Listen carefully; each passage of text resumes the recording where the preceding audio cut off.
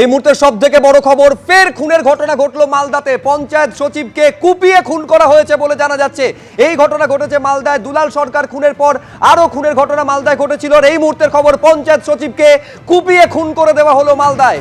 জমি বিবাদের সংঘর্ষ, একেবারে সচিব কমল মণ্ডলকে কুপিয়ে খুন করা হয়েছে। অন্তত 6 জন আহত হয়েছেন বলে জানা যাচ্ছে।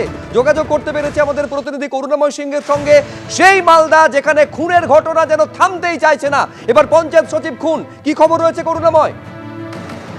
দেখো, মালদার ভূতনি থানার গোবর্ধনটোলা এলাকায়, এই এলাকায় জমি বিবাদকে কেন্দ্র করে দুই পরিবারের মধ্যে সংঘর্ষ বাড়ে এবং সেখানে এই সংঘর্ষে তোমার এলোপাথারি ভাবে কোপানো হয়। 6 জন আহত হয়েছে যেটা আমরা জানতে পারছি স্থানীয় সূত্রে।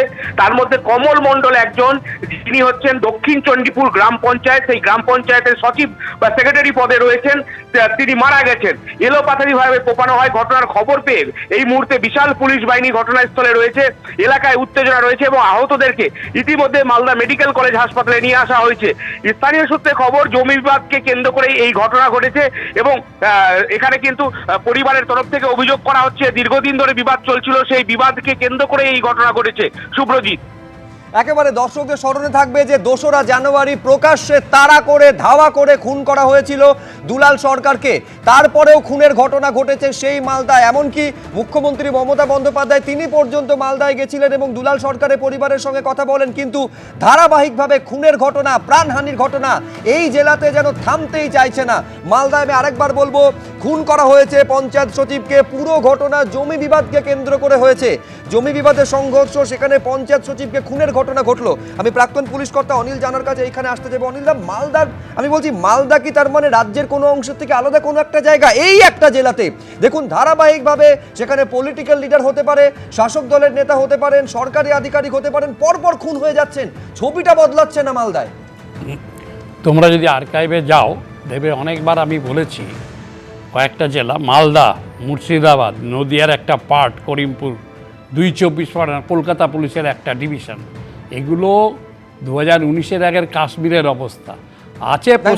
ব্যারাকপুরটাকে সমানভাবে উল্লেখ করতে হবে। ব্যারাকপুর কমিশনারেটের বারে বারে দেখুন আপনি সিপি বদল হচ্ছে, কিন্তু এই খুনের ঘটনা, রক্তপাতের ঘটনা ধারাবাহিকভাবে হয়েছে। এই অংশটা, এই পোর্শনগুলো 2019-এর আগের কাশ্মীরের মতো এটা আছে ভারতবর্ষে, পশ্চিমবাংলার মধ্যে। কিন্তু পশ্চিমবাংলার অ্যাডমিনিস্ট্রেশন ওদের মানে না, ওরা নিজেদের মতো চলে।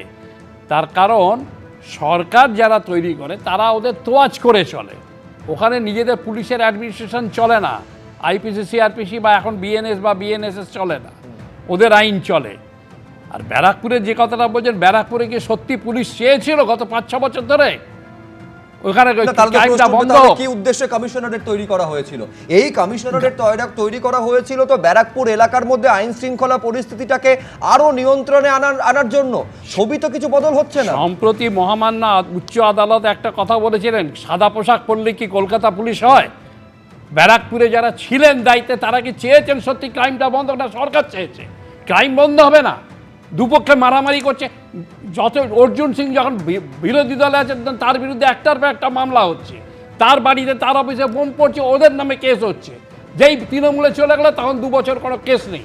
এই যদি পুলিশের চরিত্র হয় তাহলে এই জিনিস ক্রাইম বন্ধ করবে কি? আপনি তো মারাত্মক কথা বলছেন, সেটা হচ্ছে রাজনৈতিক কারণে কি সদিচ্ছায় কোথাও অভাব ঘটছে? গন্ডগোল হবে, দুপক্ষে ধরে রেড করে অ্যারেস্ট করবে। আপনার দেখার কি আছে পুলিশের কে কোন দল করে?